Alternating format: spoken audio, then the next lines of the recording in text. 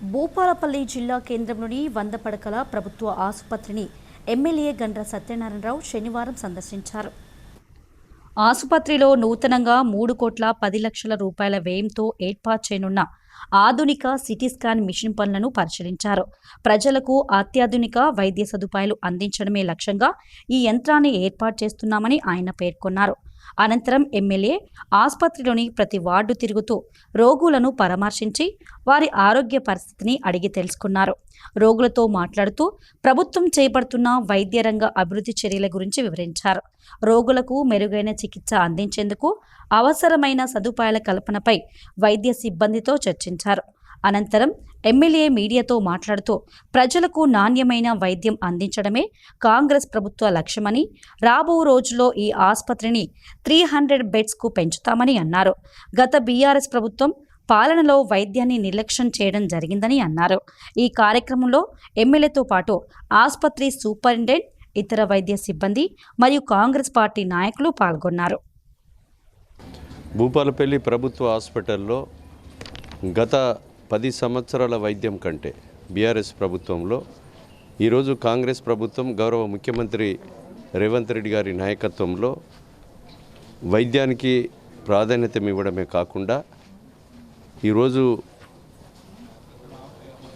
వైద్యంలో ఎక్విప్మెంట్స్ను ఏర్పాటు చేసి ఈ ప్రభుత్వం వచ్చిన తర్వాత సుమారు 8,000 మందిని టెక్నీషియన్స్ని కానీ డాక్టర్స్ని కానీ రిక్రూట్ చేసి 203 పోస్టులు భూపాలపల్లి ప్రభుత్వ హాస్పిటల్లో నియామకాలు చేసి ఈ భూపాలపల్లి హాస్పిటల్లో మరి 203 పోస్టులతో పాటు ఆ రోజు నెలకు 50 మందిని ఆడబిడ్డలు డెలివరీ అవుతుంటే ఈరోజు సుమారు సంవత్సరానికి 2,000 మంది, సుమారు నెలకు 200 చొప్పున మనం యావరేజ్లో 2,000 నుంచి 2,400 మంది సంవత్సరానికి ఆడబిడ్డలు ఈ ప్రభుత్వ హాస్పిటల్లో డెలివరీలు అవుతున్నాయి. ఓపీ కూడా సంఖ్య పెరిగిపోయింది. రోజుకు సుమారు ప్రభుత్వంలో 50 ఉంటే ఈరోజు 600 మంది డైలీ ఓపీ చూసే పరిస్థితిని పెరిగింది.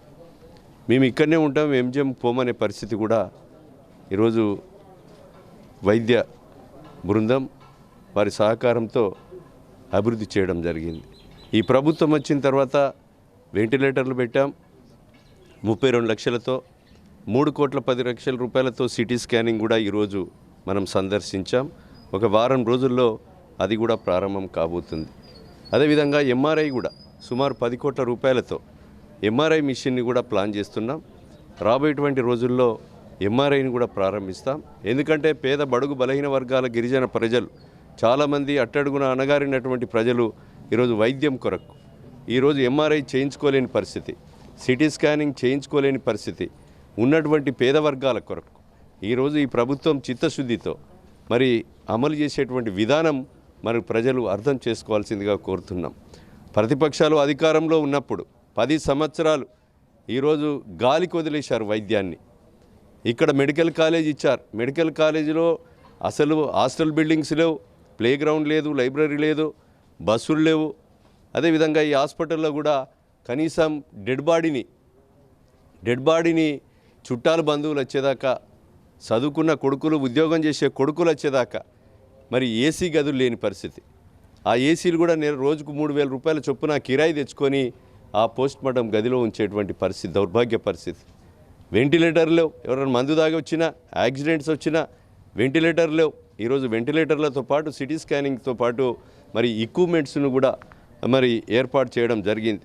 ఈరోజు 62 రకాల, గతంలో 30 రకాల టెస్టులు ఉంటే ఈరోజు 62 రకాల టెస్టులు, అంటే 134 రకాల ఈరోజు రక్త పరీక్షలు, మూత్ర పరీక్షలతో సహా ఈరోజు క్యాన్సర్, ఏదైతే బ్రెస్ట్ క్యాన్సర్, ఛాతీలో మనకు గడ్డలై బ్రెస్ట్ క్యాన్సర్ లాంటి చికిత్సలను కూడా నిర్ధారణ చేసేటువంటి ఎక్విప్మెంట్ను మనం ఈరోజు తీసుకురావడం జరిగింది ఈ ప్రభుత్వంలో. అంటే ఎక్విప్మెంట్తో పాటు టెస్టులు, రోగ నిర్ధారణ చేసేటువంటి యొక్క ఎక్విప్మెంట్ను, మిషనరీని, యంత్రాలను మనం ఈ ప్రభుత్వంలో మరి గౌరవ ముఖ్యమంత్రి రేవంత్ రెడ్డి గారి సహకారంతో వైద్య శాఖ మంత్రివర్యులు దామోదర రాజనరసింహ గారి సహకారంతో తీసుకురావడం జరిగింది. ఈరోజు వైద్య ఆరోగ్య శాఖ మంత్రిని కూడా తీసుకొచ్చాం. 4th ఫ్లోర్ పెట్టాం, లిఫ్ట్ పెట్టి 100 బెడ్ల హాస్పిటల్ను ఈరోజు ఆ 4th ఫ్లోర్ పూర్తయితే 300 బెడ్ హాస్పిటల్గా కూడా అభివృద్ధి చేయబోతున్నామని కూడా ఈ సందర్భంగా తెలియజేస్తున్నాం. ఈరోజు మనం గైనిక్ వార్డులు తిరిగాం, క్యాజువాలిటీ తిరిగాం. గైనిక్ వార్డులు కూడా ఇప్పుడు 62 మంది పేషెంట్లు ఉన్నారు డెలివరీ అయ్యేటువంటి ఆడబిడ్డలు. కనుక బెడ్లు సరిపోవడం లేదు. ఆ బెడ్లు సరిపోకపోవడం వల్ల 4th ఫ్లోర్ కూడా 14 కోట్ల రూపాయలు తీసుకొచ్చి ఈరోజు టెండర్ పిలిచి పనులు కూడా ప్రారంభించాం. 4th ఫ్లోర్ స్లాబ్ కూడా మరి పూర్తి కావడం జరిగింది. అతి త్వరలో దాన్ని పూర్తి చేసి ఇప్పుడు 200 బెడ్ హాస్పిటల్గా నడుపుతున్నాం. 300 బెడ్ హాస్పిటల్గా రాబోయేటువంటి రోజుల్లో అభివృద్ధి చేసి ఇక్కడ అన్ని రకాలుగా వైద్యము మరి ప్రభుత్వ పరంగా అందించే కొరకు పేద ప్రజలకు అందించే విధంగా చొరవ చూపుతాం. ఈ నియోజకవర్గంలో 2004లో ఏదైతే 108 గుయ్యి గుయ్యమని తిరిగే 108లు కూడా మొగుళ్ళపల్లిలో కానీ, అదేవిధంగా శాంపేటలో పాత పురాతనమైనటువంటి మండలాలు, ఒకప్పుడు శాంపేట నియోజకవర్గ కేంద్రం, దాని 24 సంవత్సరాల నుంచి కూడా అంబులెన్స్ తేని దద్దమ్మలు ఈరోజు హాస్పిటల్లో చుట్టూ తిరిగి ఈరోజు మరి వాళ్ళ ఉనికి కొరకు విమర్శలు చేస్తూ ఉన్నారు. ప్రజలు అర్థం చేసుకోవాల్సిందిగా కోరుతున్నాం. నేను శాసనసభ్యునిగా అయిన తర్వాత 2 అంబులెన్సులు తేవడమే కాకుండా ఈరోజు గోర్కొత్తపల్లి హాస్పిటల్ మండల కేంద్రంలో కానీ, అదేవిధంగా ఇక్కడ భూపాలపల్లి ప్రభుత్వ హాస్పిటల్ కాగానే ప్రైమరీ హెల్త్ సెంటర్ కూడా పోయింది. ఈ 2 హాస్పిటళ్ళు కూడా ఫైనాన్స్లో ఉన్నాయి. కొత్త హాస్పిటళ్ళు కూడా తెచ్చి ప్రారంభిస్తాం. అదేవిధంగా ఇన్ని రకాల 62 టెస్టులతో 134 రకాల టెస్టులు చేసేటువంటి ఎక్విప్మెంట్తో పాటు రోగ నిర్ధారణ, క్యాన్సర్, బ్రెస్ట్ క్యాన్సర్ నిర్ధారణ అయ్యేటువంటి ఎక్విప్మెంట్ను కూడా తీసుకురావడం, సిటీ స్కానింగ్ తేవడం, అదేవిధంగా వెంటిలేటర్లు తేవడం, రాబోయే రోజుల్లో ఎంఆర్ఐ మిషన్ కూడా తెలంగాణ రాష్ట్రంలోనే ఏదైతే కొత్త జిల్లాలో ఎంఆర్ఐ మిషన్ లేవు, ఆ కొత్త ఎంఆర్ఐ మిషన్ కూడా ఇక్కడ తీసుకొచ్చేసి ఎంఆర్ఐ టెస్ట్ చేస్తే ఒక 5,000 రూపాయల విలువ అవుతుంది.